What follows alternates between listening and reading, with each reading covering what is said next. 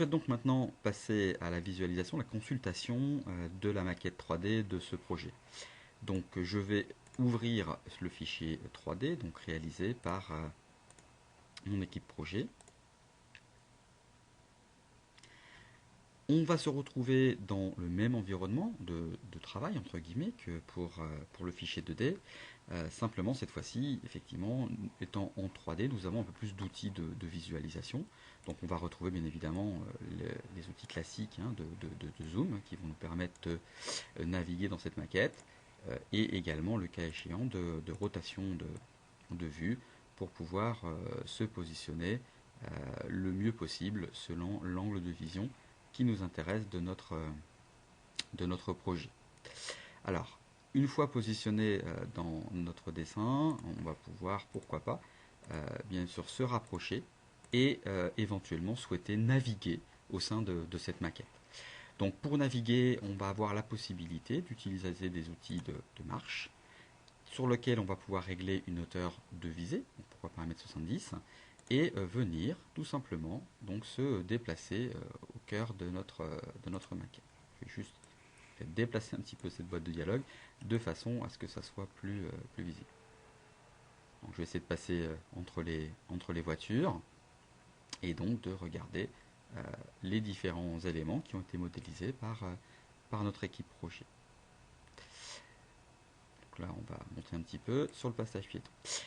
Une fois dans une zone qui peut nous intéresser, il est tout à fait possible, pourquoi pas, de naviguer à partir de cette vue, donc pour pouvoir regarder sans changer notre position, juste en changeant le point de vue.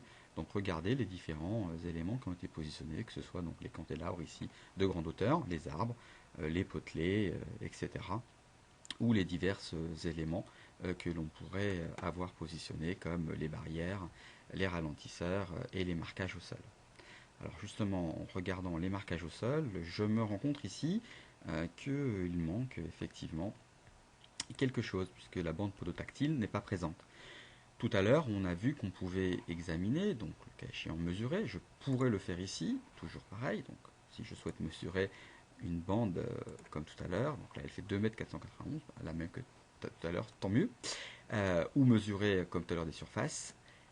Par contre, ce qui m'intéresse ici, c'est de venir indiquer qu'il y a un souci dans la maquette, je n'ai pas de bande podotactile. Je vais donc pouvoir créer un marquage, au même titre que je l'ai fait tout à l'heure sur la 2D, et venir informer mon projeteur qu'il manque à cet endroit-là, tout simplement, la bande podotactile.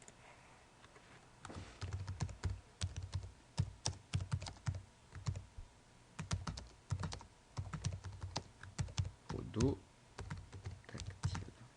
Voilà.